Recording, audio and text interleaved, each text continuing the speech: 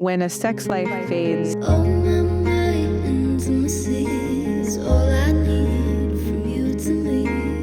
how many men don't have erections when they are first dating a woman or making out with a woman? Today, we're tackling the taboo topics of relationships and male sexuality, areas often shrouded in shame and misunderstanding. Most education about sex is through porn, right? Which is not a great educational source. Today, we have a special guest, Shana James, author of Honest Sex and host of the upcoming podcast, Practicing Love.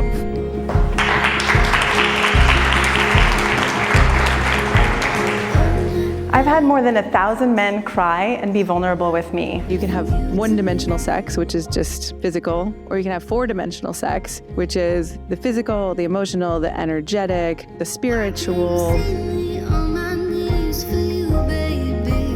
In a world where real intimacy is often replaced by unrealistic expectations, we're here to shed light on what it truly means to connect. It radically changed my life. I mean, I went from being a young woman who still had all these ideas about, men just want sex, or to getting to see beneath the masks and the facades, and it broke my heart. Have you ever wondered what masculinity even is in the modern era? Are you ready to move beyond the macho bully or the soy boy archetypes? I'm Marc Azoulay, and this is the Men's Therapy Podcast. Together, we'll explore how neuroscience, Jungian psychology, and Buddhist philosophy can transform your life, your marriage, and your business. Are you ready to deep dive into the minds of men? Let's begin.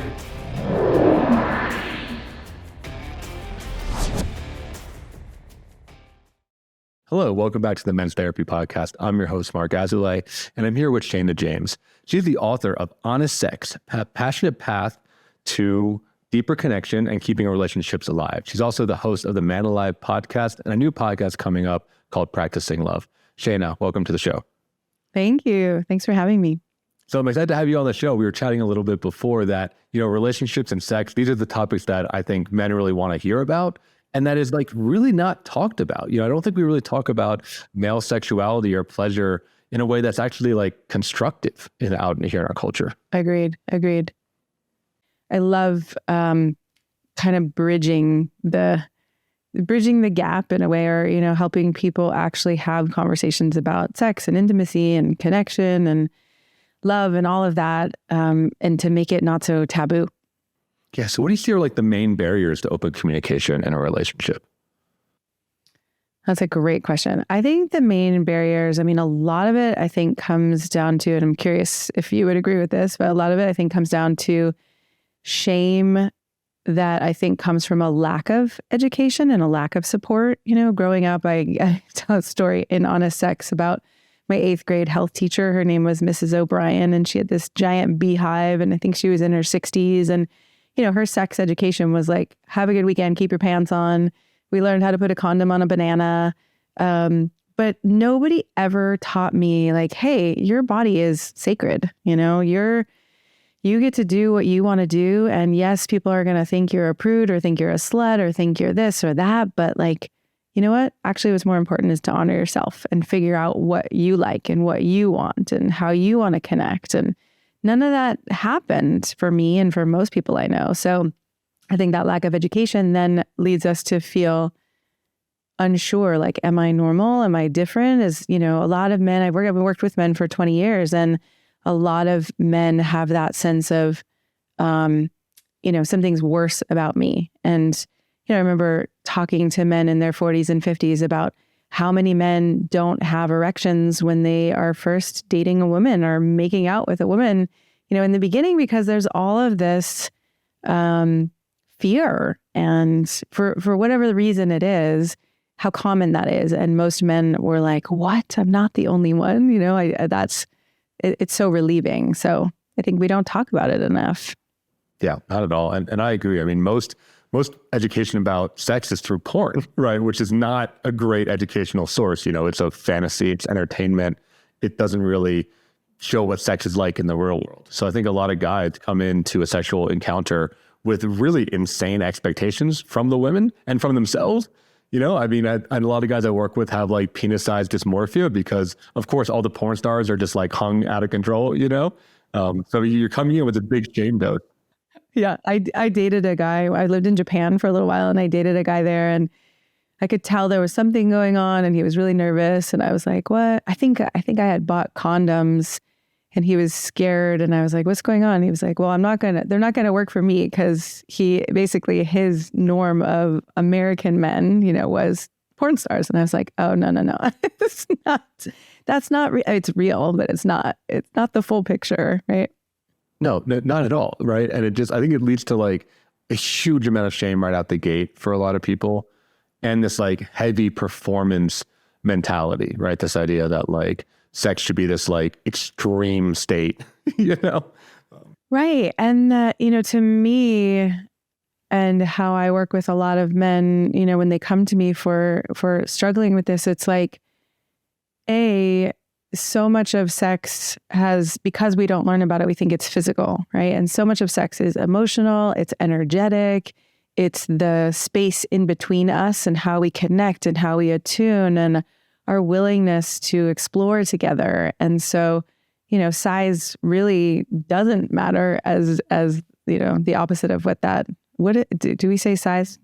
Size matter? I don't know. Whatever that saying is, right? That's like, how important it's not that important. And there's so much more. And one of the ways I talk about it in the book is that you can have one-dimensional sex, which is just physical, or you can have four-dimensional sex, which is the physical, the emotional, the energetic, the spiritual, like the way that, we actually come together. So that kind of we space, I can feel you and you can feel me. And then it's like this amplification of what we can actually feel and be together. Yeah, that's really interesting. And I know we'll dive into those different dimensions, but I want to start with your personal story. So how did you get into this work? That's a great question. Okay. So I moved to the West Coast after college. And I moved to San Francisco. And so I was introduced to this whole new culture where people were relating in deep ways, having these kinds of connections and community that was really based in authenticity and connection and going deep. And so I was part of an intentional community.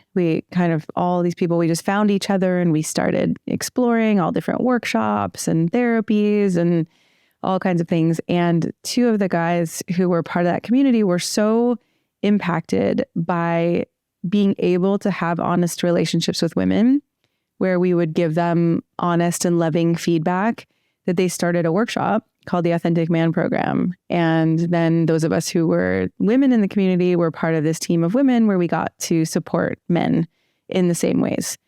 And it radically changed my life. I mean, I went from being a young woman who still had all these ideas about how all men are and lack of emotional availability and, men just want sex, or to getting to see beneath the masks and the facades. And like, it broke my heart, to really see like that every man I met, no matter how he came off in the beginning, and if I was like, oh man, I feel scared of him, or he doesn't seem sincere, or any of that, to get to see and experience, like share in his vulnerability, it was so powerful, and it radically changed the way I saw men and related to men, and that was the beginning. That was over 20 years ago.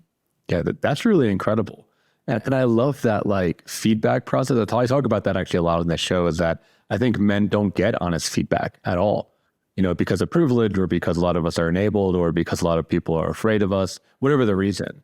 But I think a real like evolved man is craving that mirror and that feedback. So I'm curious if there's a story, or maybe just like some trends that is like, what's some of the feedback that you gave to these guys that they had maybe never heard in their entire life?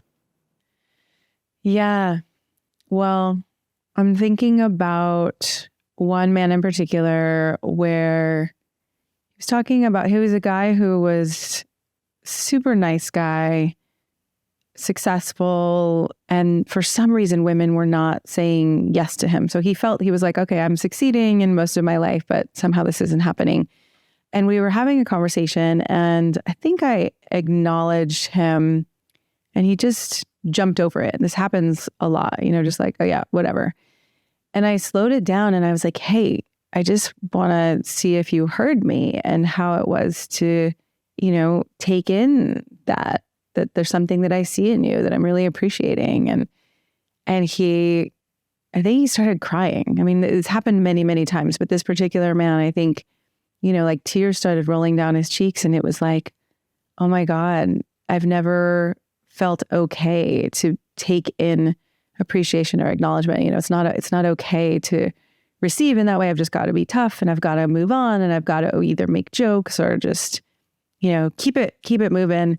And it was not long after that he started going out in the world, and women were it was just wild. Women were like flocking to him, and his therapist was like, I don't know what you're doing with this woman dating coach. She's like, but whatever it is, keep doing it. And he had this woman friend who was married who was like, something is really different about you. And, if I wasn't married, I would definitely be like, what is going on with this guy? So my favorite thing he ended up saying was, Shana, I'm doing less than ever, and women are wanting me more than ever.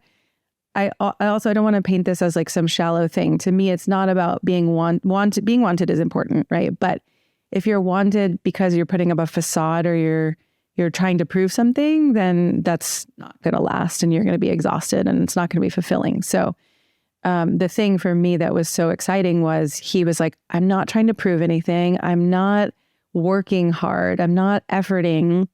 And women are saying yes, right? Like women are wanting me. So yeah, there's been a lot of, I think, one theme of not taking in appreciation or receiving appreciation, feeling like they can't be vulnerable, and that vulnerability is weak, as opposed to an incredible strength.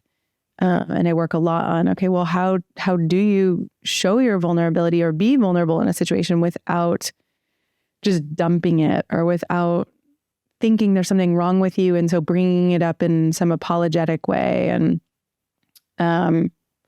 so many things like that. And we can go into other things, but I think those are two of the big ones. Yeah, I think that's such a key point that you just said of like being vulnerable without dumping it. Some things that I actually worked with dating coaches as well. And what they often told me, right, is like, a woman is looking for their man, not looking for a kid, And I think like when I was early in my recovery process, I would just trauma dump on these women, right? Putting them in like a motherly role. And that's not attractive, right? Like you don't want to have sex with your kid. But it is this, I think, this very nuanced thing. And I'm curious your thoughts on that, of like being grounded in vulnerability, but also not being like, I have everything figured out. I don't need you. It's fine. Because that's also not attractive. It's such like a fine line to let somebody in enough, but not overwhelm them. Totally. I often find myself making the hand gesture of like, okay, there's on this side, there's dumping. On the other side, kind of like a gas gauge, right? On the other side, there's not sharing anything. And then there's the middle way. And the middle way to me is, and I work on this a lot with men, when you know that you are good, great, lovable, whatever we want to say, right? When you have that sense of sovereignty of like, hey, I'm a great human being, and great human beings get sad, get scared, have worries, feel disappointed, feel upset. Like when you know that, so that then when you actually feel that, you don't think, oh my God, this is all of me, and there's something wrong with me, and I'm not being this powerful rock of a man. Then when you bring it to someone, you can actually speak from that grounded, sovereign place. Like, wow, I'm having a hard time today, or I'm struggling with this thing. And okay, then two people can have a conversation. All right, what do you need? How can I support you? How can we be in this together? And I've found that in my relationships, my romantic relationships, I've invited men to be vulnerable, and then they just, to me, get stronger and stronger, and they feel loved and they feel safe, and they can then hold space for me, and I can hold space for them. And yeah, it hasn't failed me yet. So I'm still an advocate for that. How do you do that? How do you bring them in? I mean, for our women listeners out there, like, how do you start to awaken this part of your partner? Yeah, beautiful question. Well, I think part of it is the basic, not shaming, blaming, or attacking.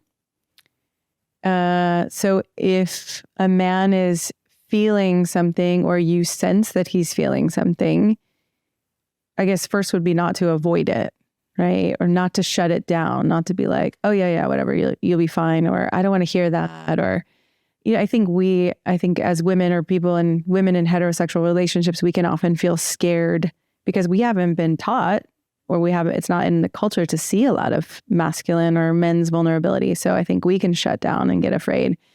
And when a woman can actually start to invite that and start to welcome that, knowing, okay, I don't need to fix this. And also he is gonna, there are all these parts of him, right? This isn't just who he is. He's not now someone who's going to cry on the couch all day and become a bum and not go to work. It's like he's going to actually feel that strength. So listening is a really beautiful way, asking questions and then having empathy. And if you feel like it's going too far or you feel dumped on, I think for all of us, whatever gender, to be able to say, okay, I'm noticing I'm getting overwhelmed, or I'm noticing that now we're in territory where I feel like I don't really know how to help you. More and more honest conversations, which is why I wrote Honest Sex, that we're being vulnerable with each other and we're not responsible for each other, but we're really a loving team with each other. Yeah, I think that's like so critical that you bring that up. I think it does take two, because I see this trend in me, because I work with basically exclusively men in my therapy company. And often what brings them there is their wives, their partners, saying like, hey, you got this problem, you have an addiction, or you're being mean, or you suck as a dad, whatever, right? Like you got to go to therapy. And then they do it because a lot of them are nice guys. They want to please. And they do like 2 or 3 years of work and their wife doesn't do work and they end up divorcing their wife, which is like pretty crazy. And they have this experience you're talking about. They're like, I tried doing this stuff. I tried being more honest, tried being more vulnerable. And she like could not handle it. She couldn't come with me. Yeah. Do you see that in your work? I'm seeing you nod as we're talking. I do. I mean, I see both. I see sometimes men bring that back to their wives or partners, and they're able to come along. And other times, I often say like, I will do everything to support you to be in the relationship you're in. And I also acknowledge that you may practice these skills in another relationship, right? Like she may not come with you. And that's not what we're going for. But just even to know in the background, I don't have to live this way for the rest of my life. I don't have to settle for a relationship where I'm being attacked or blamed or shamed or just not heard, not understood, not seen. Right? I think our culture, again, there's not a lot of education around what is it to really be truly understood and seen and supported. And so a lot of people don't even know what that is. So I think it's easier to settle versus realizing like, oh my God, I actually want to be connected with someone who knows my fears and knows my strengths and knows my idiosyncrasies. And we don't always love that about each other, but we can work with them and we can be kind and respectful and compassionate with each other. And then we get to continue to grow and deepen. And that was the point of Honest Sex too, which is sex and passion will not thrive in an environment where people are not telling the truth, but the truth in a way that is more mature and more loving and more on the same team. And even starting with a first date. I mean, I've started my first dates with diving into the depths. Like for me as a depth seeker, right? It doesn't even make sense to do small talk. So I'm like, well, I'm not going to, I try not to, I don't know. It's not like I need to hear the most vulnerable thing from someone, but it also is like, I really like to support men to have the conversations they want to have instead of what they think they're supposed to talk about or how they're supposed to show up. Yeah, I think we need as many women as possible out there that I think are challenging men and like honestly holding dudes to that higher emotional standard. Because again, it's back to the idea of, I think a lot of men live in bubbles where we think that women want, the cars and the money and the trips to Europe and like all this stuff. And if we're not told differently from women, we're going to just keep doing that, and I think it does work for a subset of women, but I imagine most women are more like yourself, where they want presence, they want depth, they want connection, they want safety, they want honesty. The flashy stuff is very secondary. Yeah. And a lot of what, I say in my work, it's like I've been training myself to be a clear mirror and to be a loving mirror and to be able to speak what's going on in here. So when a man says something, I get to notice like, oh, my chest just clenched, and not to judge him or shame him, but to say, okay, let's explore that, because I'm not going to speak for all women, but I will say the impact that you saying that just had, like I either lost a little bit of trust, or I felt a little bit, less attracted, or whatever I felt closer or farther from you, right? In these specific ways. And I think a lot of women haven't put as much time and attention on that. And so it'll just be like, ooh, if we ask them like, well, what happened there? I don't know. I just felt icky, or something felt bad, or. So let's dive into the book a little bit. So how would you define honest sex? Like, how does it differentiate from like, I guess, the standard sexual connection we have now? Yeah. You know what I love about that? I haven't thought about this in a little while. I think, sometimes I'll write things and record things and then I just move on. But somehow when you said honest sex, something came up for me where it's like, oh, right. What I was thinking of was we're going to talk about honesty, we're going to talk about sex, and then we're going to put it together. But so when I think about honest sex just on its own, and to me, there's the whole section of the book, the middle section is what is sex actually? So honest sex to me is not just intercourse. Or sex isn't just intercourse, right? Sex is a way that we can come together with another human being emotionally, sort of nakedly. That's not even really a word, but like vulnerably connecting in as many ways as we can. Like I said, to me, it's physical, it's emotional, it's energetic, it's spiritual. And so then when I think about honest sex, the difference is we might be sitting together somewhere and looking into each other's eyes. And instead of having that sense of like, oh, I'm looking too long, or this is awkward, or this is really weird, or now I'm staring, or we're staring at each other. It's like, can we actually relax into this connection? Can we go deeper? Can we see like what is here when we're really present with each other? I mean, it gets hot and trippy. Like I've had experiences where I look into someone's eyes and suddenly I'm like, did somebody put mushrooms in my coffee or something?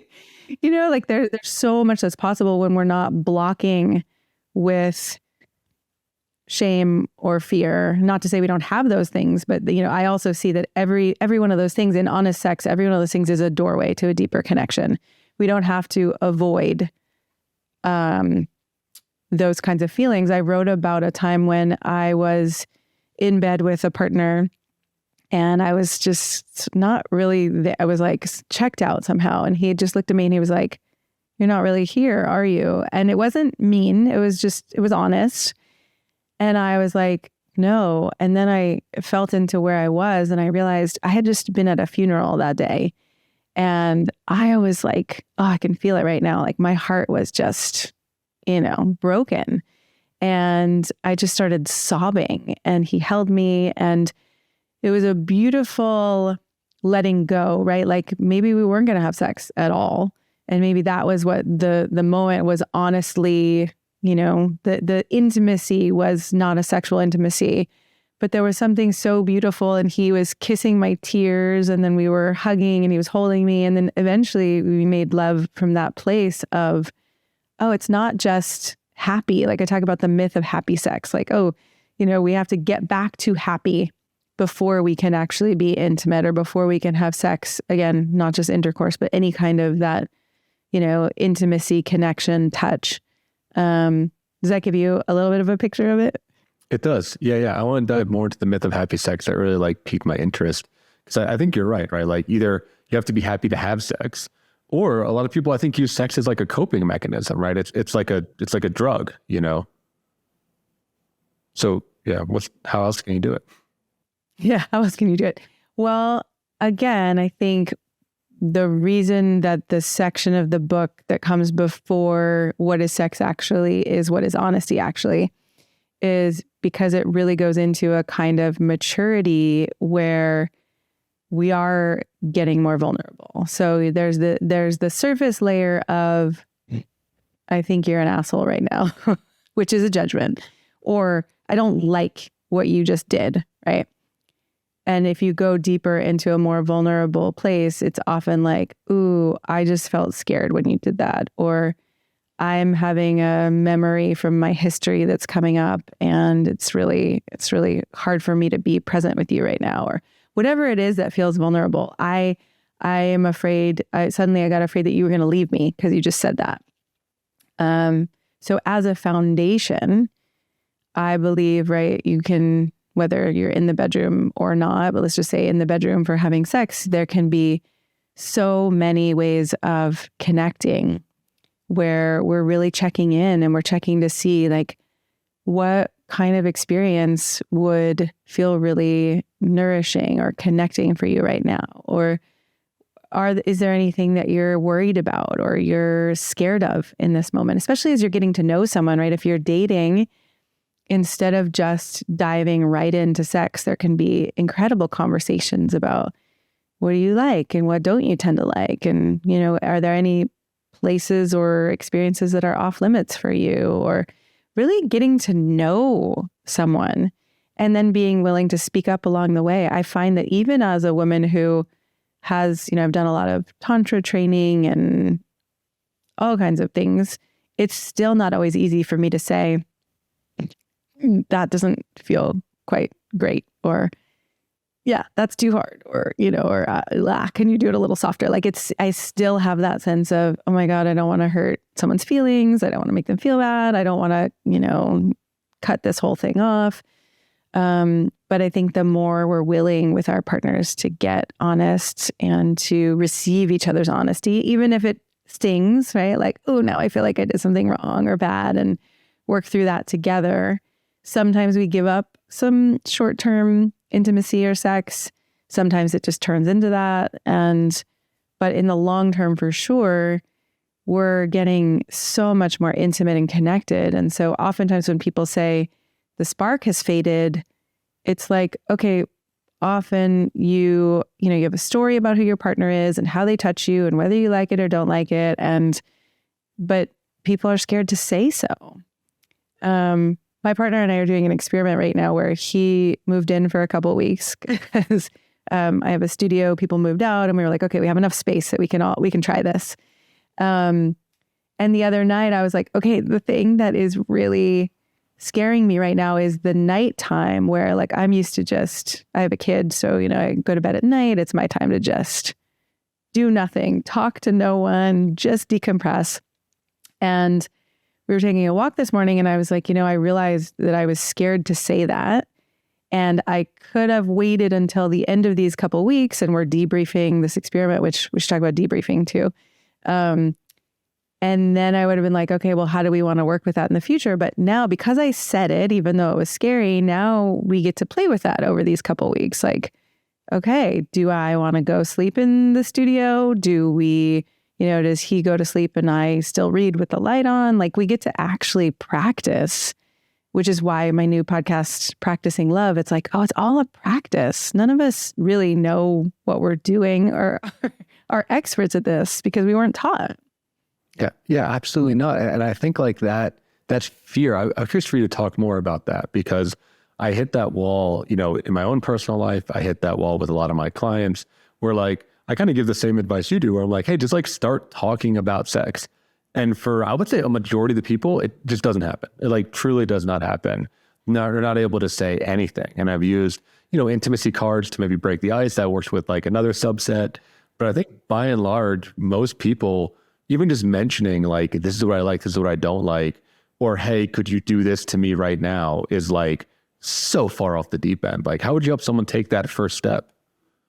Yeah. And I'd love to hear from you too, if you want to share like what you've made of that or what your sense is as you've been working with people. Do you want to say that?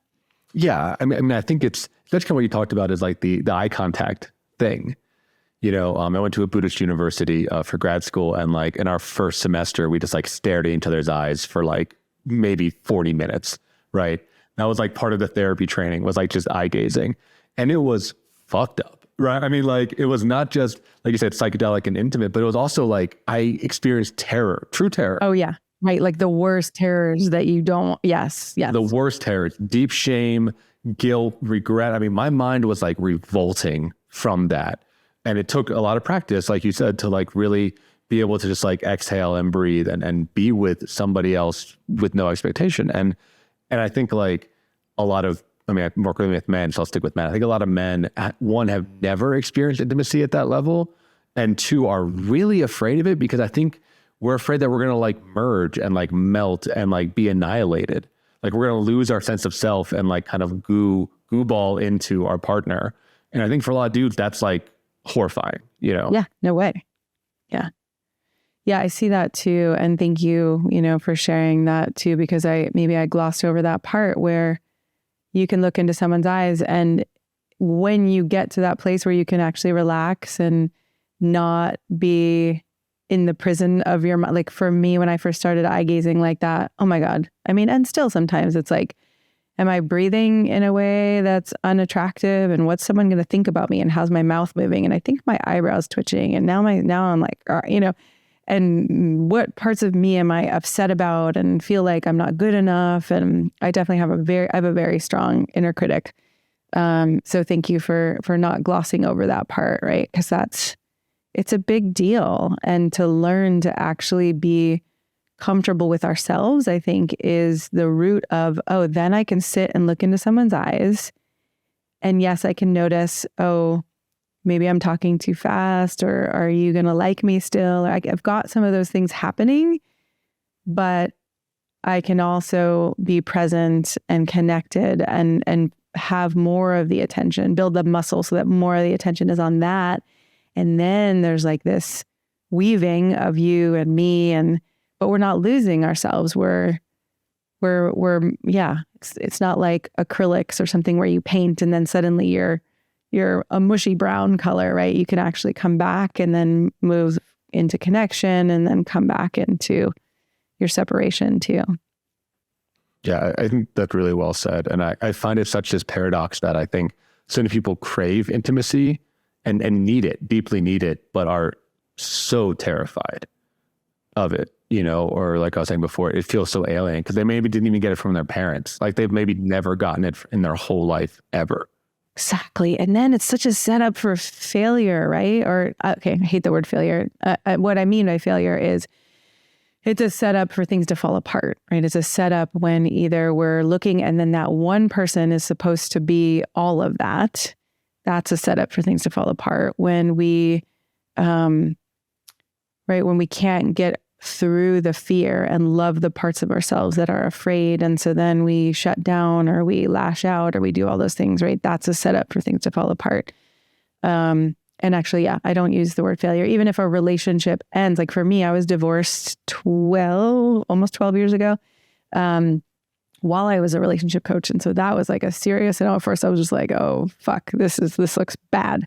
This is horrible. And how could this happen? And then I really started sitting with it and realizing, okay, just because a relationship ends doesn't make it a failure. My ex and I are now co-parenting really, in a lovely way. We moved states together as a family who we live separately and we co-parent our kid. And, that relationships transition and it's okay. And we can I believe we can do any relationship transition as long as there's not someone who's abusive in the mix, then this doesn't necessarily hold true. But for most relationships, we can actually do them in a kind, respectful way. A transition, even out of one. If you're enjoying the podcast so far, please hit the subscribe button and leave us a review. Your feedback helps us to reach more men and inspire them to become the best versions of themselves. Thank you for your support. And now back to the show. Let me ask you this, man, because it's a question that comes up a lot from viewers of the podcast and guys I work with of like, how do they know if the relationship is toxic and how do they get out of it? Because I think that word is getting thrown around a lot on TikTok and social media. And I think like abusive is clear, right? If you're like being hurt or sexually assaulted or demeaned, right? Like that's clear. And I think as a therapist, it's like, yeah, get out of there, right? But toxic is like a little more wiggly, you know? So I'm wondering if you like relate with that word of what a toxic relationship is and how you help people detect if they should leave or. Yeah. I guess I'm curious for you too, like what's the difference between toxic and abusive? Is toxic just like a little bit lower, less? Yeah. So I guess my understanding of it, or where I talk to my guys, where it's like, you know, sometimes our traumas fit together perfectly, you know, and like we end up playing out the worst parts of ourselves with the other person. And that might not be reflective of who we are or who that partner is. But because of the way that we were raised, we just bring out the worst in each other. For me, that's more toxic. It's not that person's abusive. It's just the pattern sucks, you know? Yeah. Okay. Wait. And what was the question about that? Yeah. Just from your experience, like how do you help people identify a toxic relationship? How do they know if a relationship is workable or if they should just leave? You know? Yeah. For me, willingness is a big key. If somebody has a partner where you go and you say, I would like to clean this up. Any way that we've been, to me, toxic is there's disrespect, there's blaming, there's attacking, there's not taking responsibility. There's like, you know, trying to get your needs met and not really giving a shit if your partner gets their needs met. So if you go and you have a conversation with a partner and you say, you know, I want to know how to love you better. And I would love to share how I want to be loved. And I want to be, maybe you don't use those exact words. Maybe your partner's like, ooh, that's, you know, a little sappy, or who knows, you can use your own words. I'm not giving you a script, but if someone isn't willing to grow together, I don't know if I would call it toxic always, but I would say it's going to be a lot harder to make it work. And if someone says, wow, okay, that's intense. I need a couple days to sit with it. I feel scared, but you know, I want to think about this. Then to me, that's a very different story. And then if someone comes around and is like, okay, I'm scared. I don't know how, you know, we might need to get some help with this.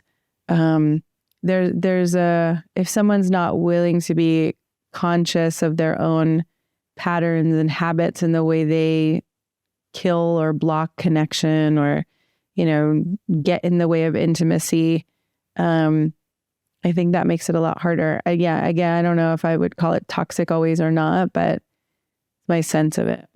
Yeah. So it's being able to be accountable, right? And like, I'm hearing also being humble and not falling into like the blame victim, you know, persecutor thing, right? Not being right or wrong and being like, yeah, okay, we both have things to learn. And it's not really, it doesn't mean that we're deficient. It just means that we're human and like we can get better at things, right? We can learn and grow. Yeah, right. Yeah, I'm willing to see your perspective, even if I don't like it and even if it doesn't work for me. Okay, I'm willing to try it on, or I'm willing to stretch and see what I'm willing to step in your shoes and try to understand from your side how it could be that way instead of just being like, no, that doesn't work. That's not right. Or that's, you know, I often heard the saying, you can be right or you can be connected. And I just love that because yeah, if we're trying to be right or we think our way is right, which again, I would go back to, that is a protection, or that is I have to be right. Otherwise some part of me is going to fall apart, or I'm not going to make it, or I'm not going to be loved, or then, but we don't often get to be connected when we're really trying to be right. Yeah. I think you're putting forth like a necessary and higher standard for relationships that I hope our culture grows into, you know, and really learns to accept that like there can be so much more here in the connection between two individuals. It doesn't have to just be like just strictly business or even only purely sexual, right? I mean, there's a lot of relationships that are just physical and don't have those other dimensions that you were talking about.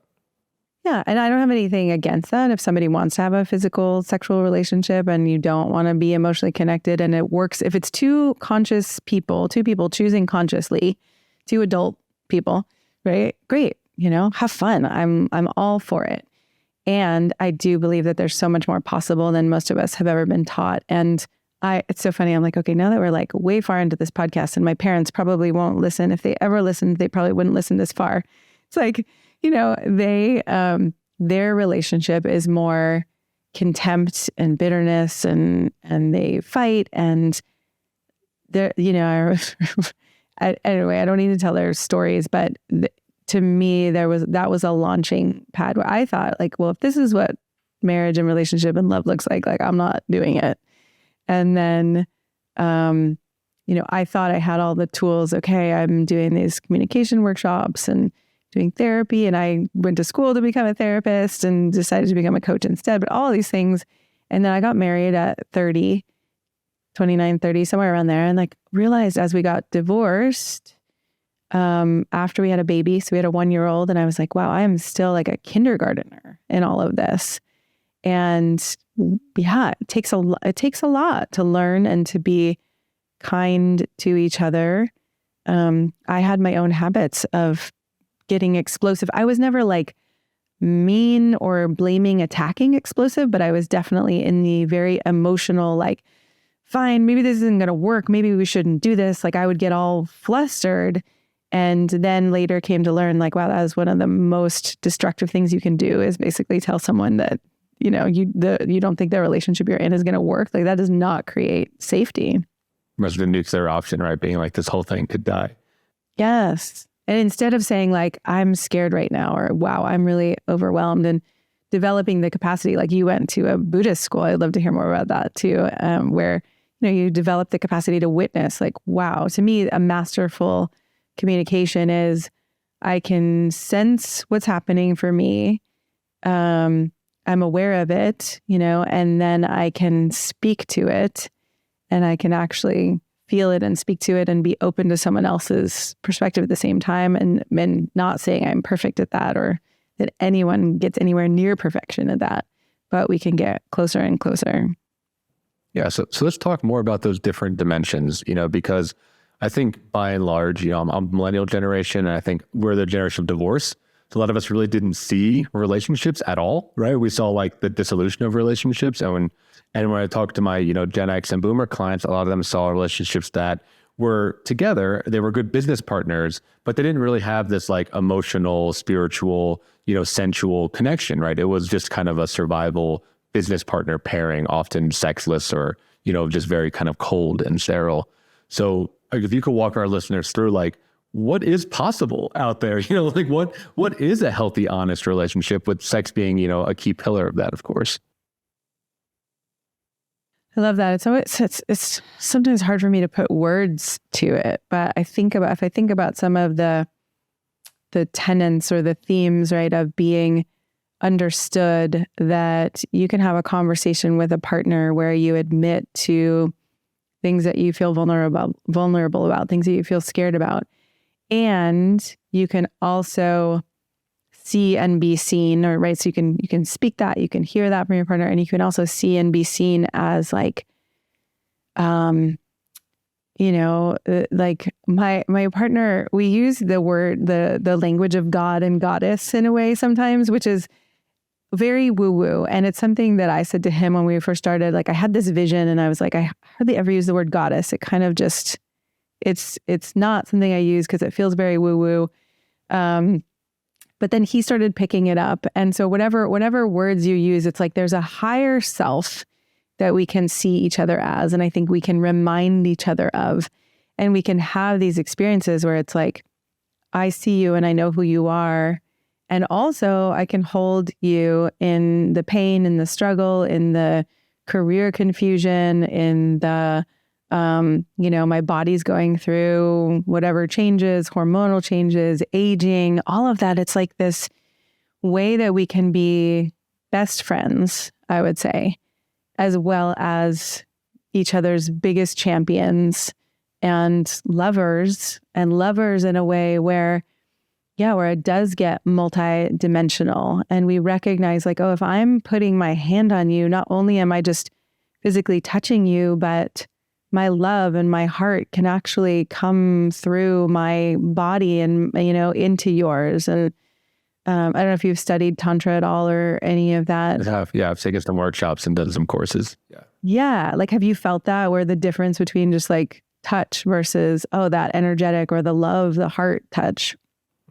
Yeah, you're like, your hands get warm. It feels like a little bit tingly. There feels like there's actually like a connection there, you know? Yeah, it's like you're actually like feeling the other person and transmitting something. There's like Reiki, I guess. I haven't taken any Reiki courses, but I imagine it probably feels somewhere similar to that. Yeah, right. And that's like the energetic level of it. And then the soul level is like, I've had experiences where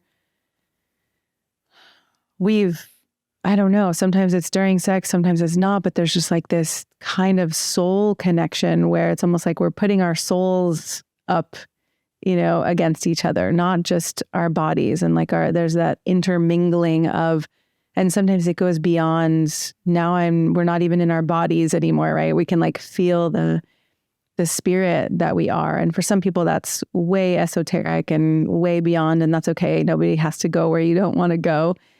For some people, it just actually naturally starts to happen, and it can be a little bit scary because you can feel like, oh shit, where did my body go?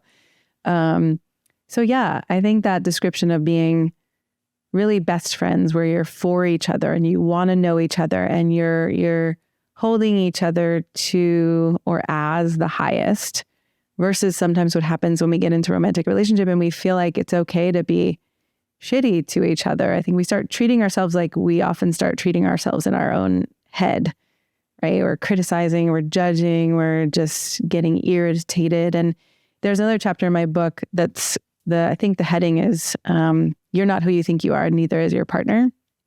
And really refers back to parts work, where you start to see, oh, I've got this part in myself that is 3 years old and wants to throw a temper tantrum and doesn't trust anyone and never got the love and is like, fuck you all, or maybe that's the teenage one.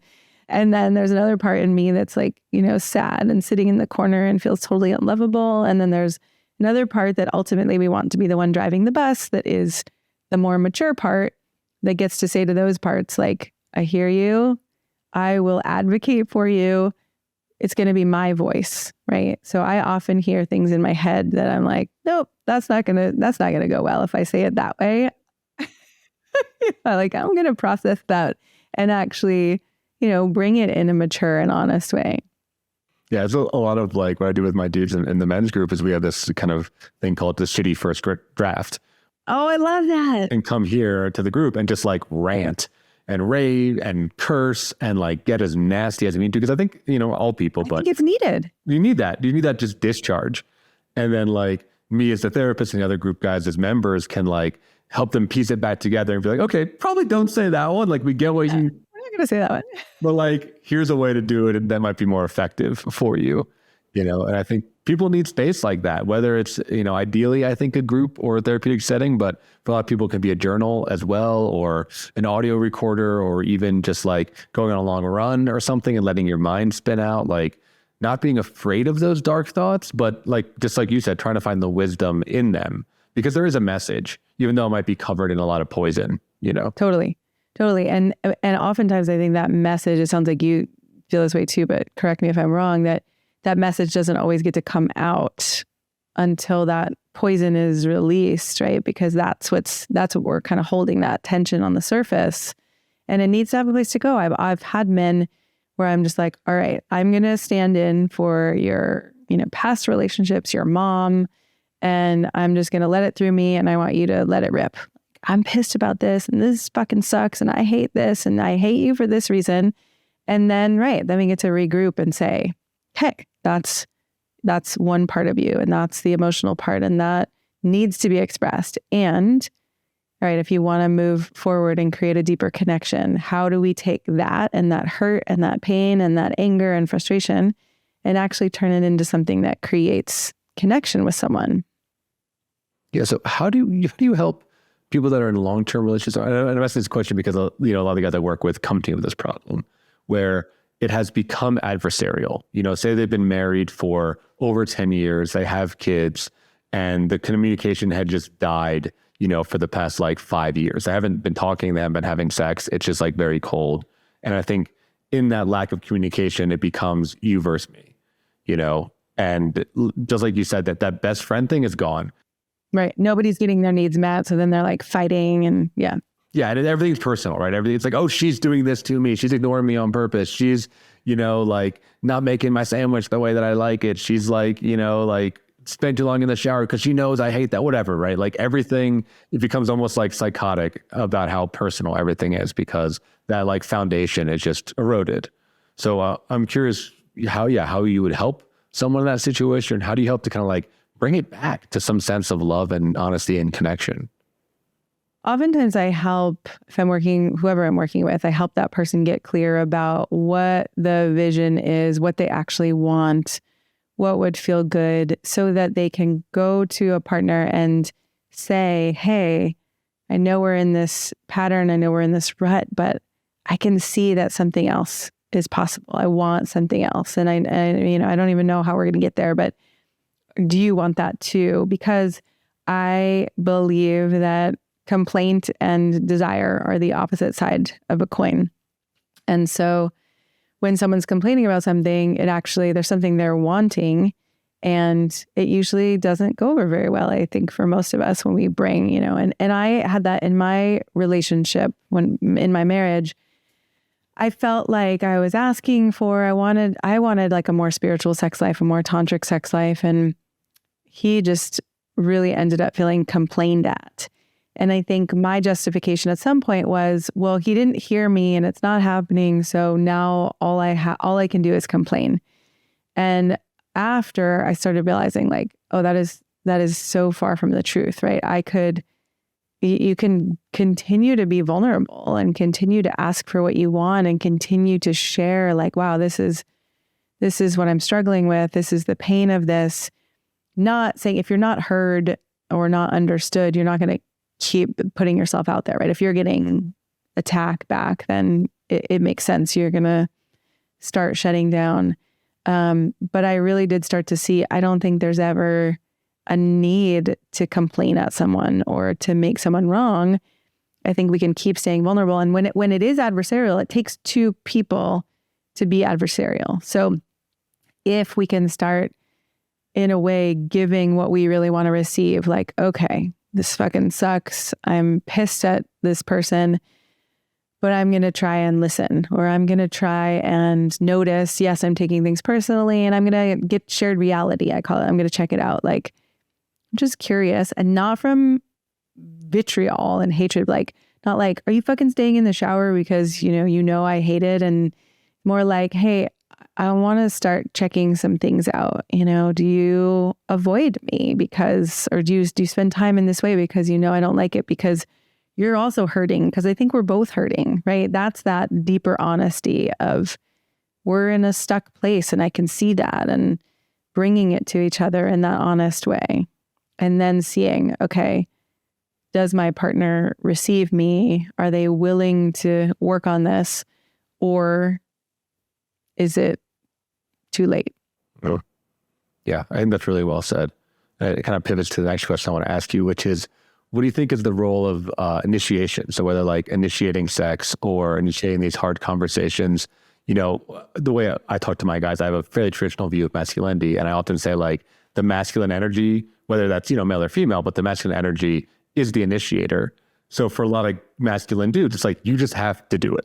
Whereas I think a lot of guys, like, they want their partners to initiate sex, or they want them to initiate these conversations or start things. And they get really frustrated when they feel like they're the one, opening the door over and over and over again. Yeah. Like, I tell them to pick it up. Maybe there's a better answer. Yeah. No, again, going back to the honesty and the communication piece, to have a conversation about that, again, not from blame or shame, but like, hey, I noticed I'm the one who tends to initiate. I would love it if we could both initiate. Like, what would make it safer for you? A lot of times if someone's not initiating, either it doesn't feel safe, or it's just not natural for them, or they might have more responsive desire as opposed to just desire that is around all the time.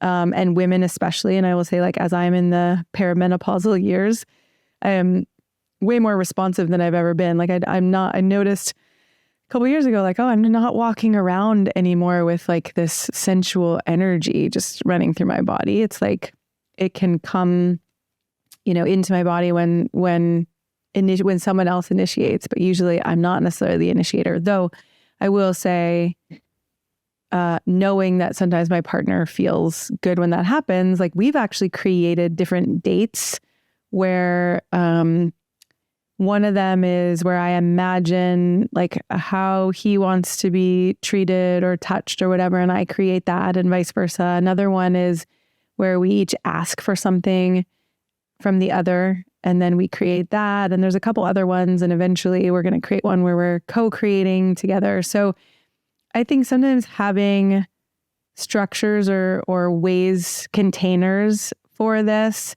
and communicating about it allows there to be a connection, even if it's hard.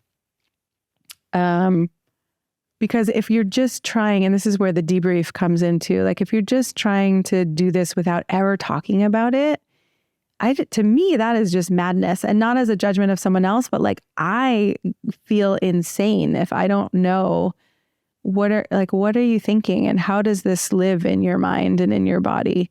And so I often talk about in the book, there's a section too of like before, during, and after sex, like different conversations. I think you can talk about anything really at any time, but there are conversations that tend to go, I don't want to say better. It might be easier to have certain conversations, at different times. And so after I talk about the debrief, which is, what I really appreciated about that, what I really enjoyed about that. Like, I love that you initiated, or that was amazing for me. Or, the second part being, what would you want more of?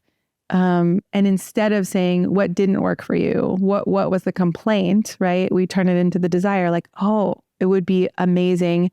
I know this is scary for you, but it would really be amazing if you were also to initiate. And then we get clear, like, what is initiation? What does it look like?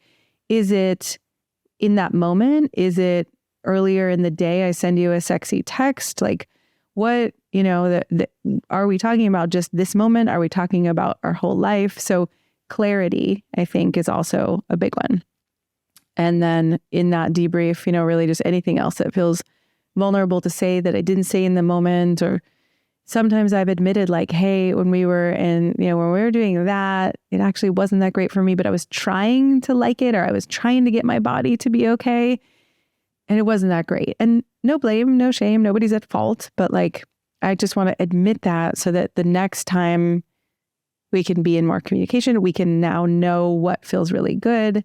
So that was more than initiation. But I think, again, if we're trying to figure out initiating and who's initiating and how initiation happens without talking about it, I don't know. I'm curious for you. To me, it seems impossible, but do you have a way? No, I'm with you. I mean, like, I don't think you can work on anything if there's no communication, because you have no feedback and you have no planning. And you have nothing, right? If you're not communicating. So I'm with you. I think open communication is the key. And yeah, I think for my guys, it's helping them see that their partner might be initiating in more subtle ways, like being open and available, or like sending that text, or wearing the special underwear or whatever, right? Like, there's like ways that I think quieter. Yeah, I think women initiate and attract much more quieter and more like covertly, where male is much more like overt and loud, That's beautiful. One of the things that, speaking to that, like, I've started to realize as a woman, there's sometimes where I'm just like, I don't know if I'm doing enough or, trying hard enough. And then I'm like, when I think about sometimes the men I work with whose partners, and again, I'm not trying to blame them or make them wrong, but they're not as open to that part where it's like, I have a part that maybe doesn't ever need to have sex again, but I also have a part that knows that I really enjoy sex once I get into it. And I also have a part where I know it's important to my partner. And so I actually want to be a teammate in figuring out how my partner can have more of this and how we can have more of this. And sometimes this might be going off track, but I just had the thought, like, sometimes I think that when a sex life fades, sometimes I think it's because people haven't really learned to be attuned to each other and so connected to each other that, like, it may not even feel that good, right? And if it doesn't feel that good, it's like, why am I doing this? So I think some of it is learning how to be connected and learning how to touch each other in the way that you like, right? Actually communicating about that, doing some little mini clinics or whatever you want to call it, if that's too medical, where it's like, hey, I want to spend 10 minutes touching your body, and I want you to tell me, does this feel better or does that feel better? And not to say that now, I have to, that's the only ways I'm going to touch you, but like we get to know each other and we get to actually be with each other in a way that then sex is exciting and we want more of it because we actually feel close. I think a lot of people also feel lonely in sex when it is just physical. So I think I went off on a tangent and now I forgot where we were in that. We can roll with that. I think it does the question. I think that loneliness is really interesting, and again, I work with a lot of dudes that watch a lot of porn. And I think like we're trying to pattern onto that. We're trying to pattern onto the rough, aggressive jackhammer sex. In a lot of the porn videos, like the women is initiating, right? Or is like begging, or there's like some like massive reaction on her end, right? Like it's the best thing that's ever happened to her is having sex with you. Versus where I think like when you get real sex, it's usually like a lot of awkwardness, a lot of not communicating, a lot of like premature ejaculation, it's such a different thing that like without seeing that, without like understanding what it really is, I think both parties go into it with like insane expectations. And like you said, they end up feeling lonely, disconnected, and doing stuff that like they don't really like. They're just doing what they saw. They don't know that there's more possibilities there. Yeah. And for those who are Gen Xers, I think I'm a Gen Xer. As we're getting older and our bodies are changing, like there was a position that I used to love and it was amazing. And then recently, as I'm starting to go through perimenopause and something's changing, I was like, that feels awful, and if we're not communicating about it and it's like, but you always did like that. And I'm like, well, okay. So if anybody feels like they have to defend themselves as opposed to having a partner who's like, wow, thank you so much for telling me. All right, let's figure this out together, right? What actually does feel good and right for us? It's such a different world, and I can see why people become roommates, and I can also see why, how it's very easy to not feel that intimacy and connection, especially when there are kids in the house. I mean, it is like, can't even believe if anyone had told me how challenging it was going to be. I don't know if I would have become a parent, but love my kid. But like, wow, it is, soul sucking in a lot of ways, or just draining energetically. And then they need so much. And then both people, if there's two parents in the house, they're just like, oh my God, seriously, you need something from me? Fuck you. I hate you because I don't want anyone else to need anything from me. Versus, all right, we're both exhausted. How do we navigate this together? How do we try to have both of us get our needs and desires met? Yeah. I mean, that's one of the main metrics I tell my guys is like, when shit gets real, do you lean in or do you push away? And I think like a good relationship is you lean in and you double down, you become, anti-fragile, right? This idea of like stronger together. So we're nearing the end of the program, but I'm curious for you, like, you gave a lot of great ideas, awesome advice, loved having you on. What is one thing that a listener could do tonight even, maybe a conversation with a partner or something they could do on their own that could get them started moving towards more honest sex and a greater relationship? Yeah, well, I'd say I'll give one for if you want to do it alone and one if you want to do it with a partner. Alone, I would say, either take out a journal or some kind of voice recorder or however you take notes, and just start to think about like, what do I really want in my love and sex life? And what have I been settling for, or what have I not been asking for? Could be a next one if you want to go that far, right? You could even just start with the vision and just see like, sometimes it's painful because once you have the vision, you can feel the gap between where you are and what you want, but just know that you don't have to know how yet.